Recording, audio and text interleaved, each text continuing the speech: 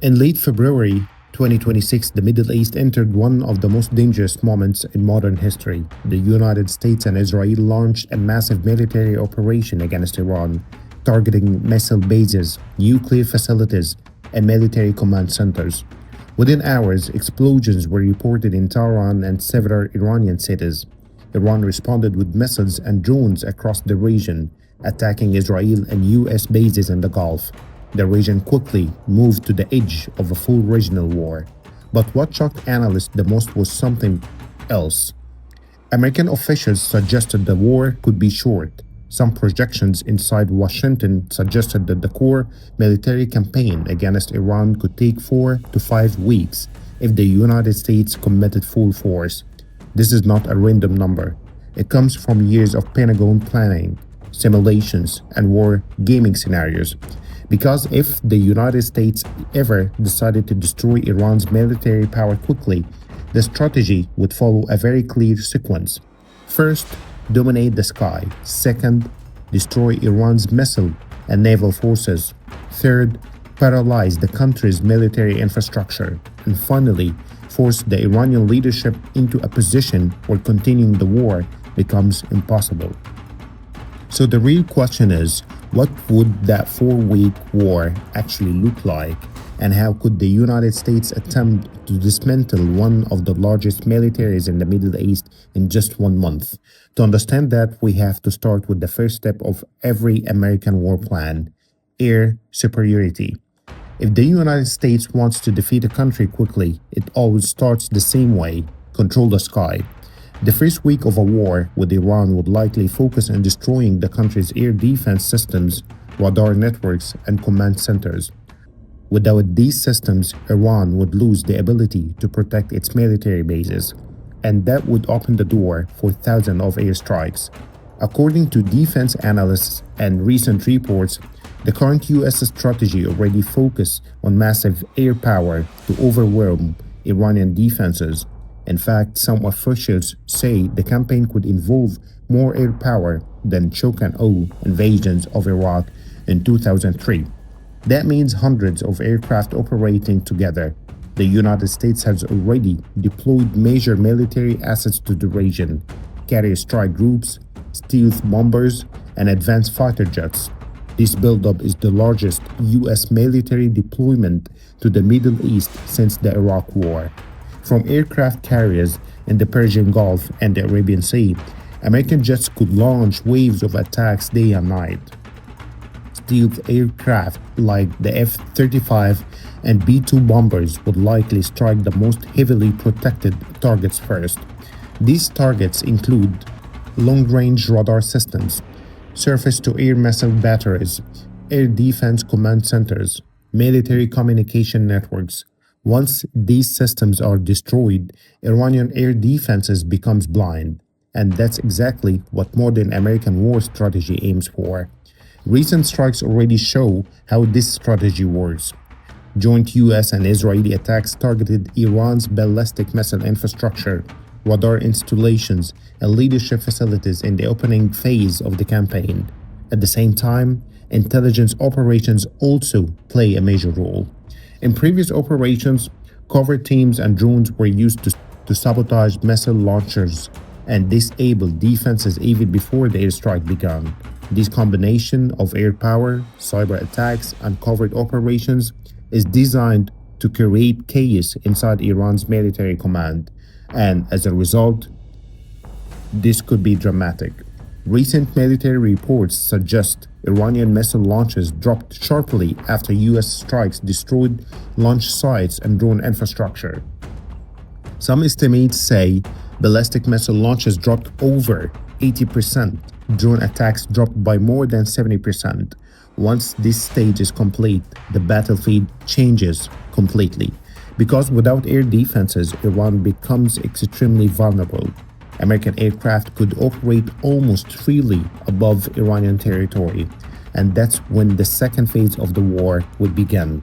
A massive campaign targeting Iran's missile forces, naval fleet, and military bases across the country. And this next phase could determine whether the war ends quickly or turns into a much longer conflict.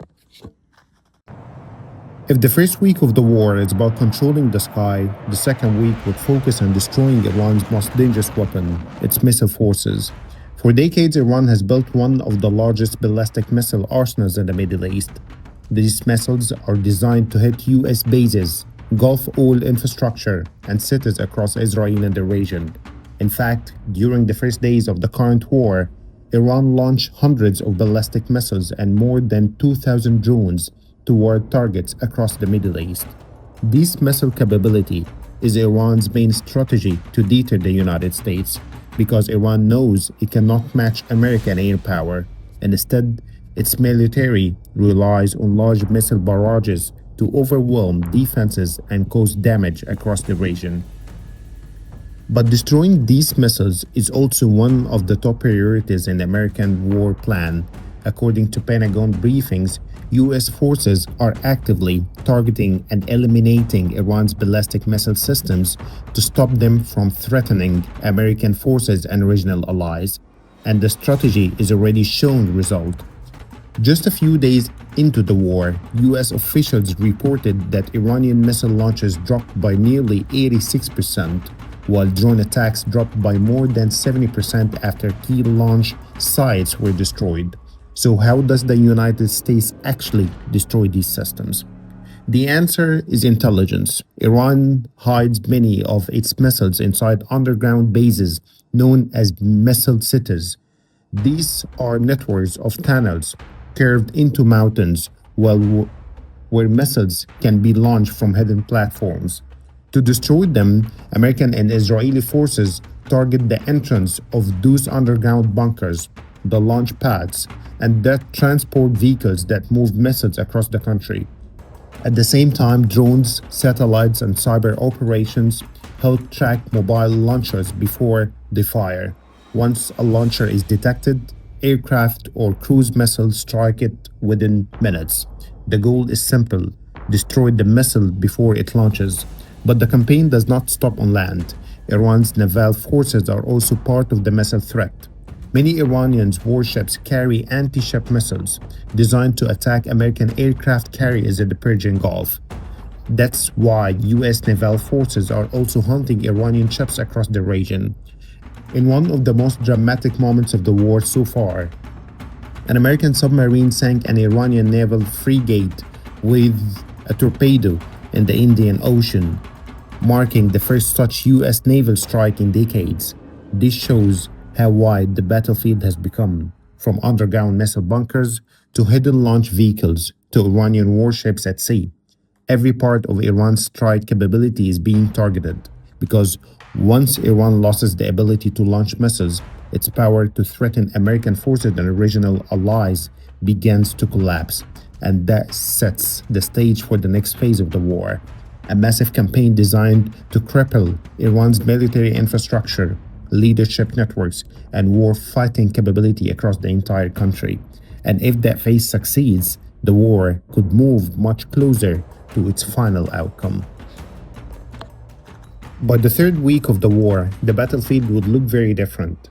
Iran's air defenses would already be heavily damaged, many missile launchers would be destroyed, and American forces would likely operate with almost complete freedom over Iranian airspace. Recent statements from Israel and American officials already claim that US and Israeli forces have gained control over most of Iran's airspace after the first waves of strike. Once the level of control is achieved, the strategy changes. The mission becomes simple: break Iran's ability to fight a long war. To do that, the United States will begin a massive campaign targeting Iran's military infrastructure across the entire country. This includes Revolutionary Guard bases, military factories, drone production facilities, naval bases, intelligence headquarters, command and control networks. During the opening days of the conflict, US and Israeli forces struck nearly 2,000 targets inside Iran, according to military officials, and analysts say this number could grow rapidly as the campaign expands. Satellite imagery already shows extensive destruction at several Iranian missile bases, including damaged bunkers and destroyed support facilities near underground tunnel systems. These strikes are not random. They follow a very specific strategy used in previous American wars. First, destroy the enemy's ability to defend itself.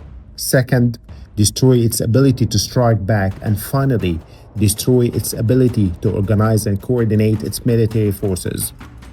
In other words, break the command structure. According to military analysts, the joint campaign is already targeting Iran's military leadership network and internal security forces, including bases used by the Islamic Revolutionary Guard Corps. These organizations are critical to Iran's power. They control missile forces, regional militias, and internal security operations. If those command systems collapse, Iran's military becomes fragmented. Units lose coordination, missile forces lose guidance, and the government struggles to maintain control. At the same time, the United States will continue attacking Iran's navy. Iran's navy forces are dangerous because they can threaten global oil routes in the Persian Gulf and the Strait of Hormuz. But recent events show how vulnerable those forces can be. In one of the most dramatic moments of the war, US submarines sank an Iranian warship with a torpedo in the Indian Ocean, a rare direct naval strike in modern warfare. This type of operation is designed to send a clear message. Iran's military is being targeted on land, in the air, at the sea. And by the end of the fourth week, the goal of the campaign would become clear. Not necessary to occupy Iran, but to destroy enough military capability that Iran can no longer continue the fight. However, if the United States succeeds in crippling Iran's military infrastructure, one major question would still remain. Could the war really end in just 4 weeks? Or would Iran's regional allies from Lebanon to Iraq and Yemen turn the conflict into something much bigger? That's the question military planners in Washington are still trying to answer. On paper, the American strategy looks overwhelming. Total air superiority, massive precision strikes, and the systematic destruction of Iran's missile forces, military bases, and command networks.